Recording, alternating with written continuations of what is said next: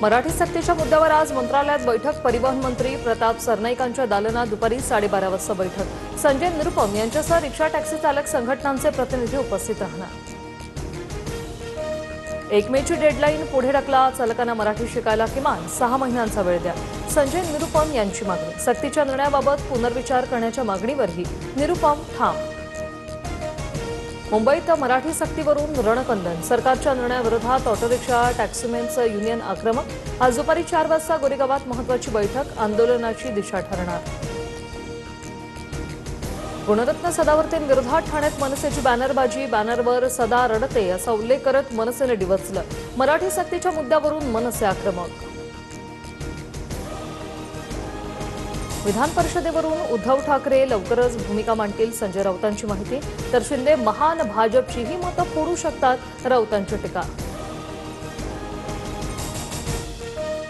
बच्चू कडूंना शिंदेंच्या शिवसेनेकडून विधान परिषदेवर संधी देण्याची शक्यता। मात्र परिषदेवर येण्यास प्रहार पक्ष विलीन करण्याची सेनेची अट, सूत्रांची माहिती। राष्ट्रवादी काँग्रेसच्या कोर कमिटीची आज बैठक। विधान परिषदेच्या जागेबाबत निर्णय होणार। एका जागेसाठी अनेक जण इच्छुक।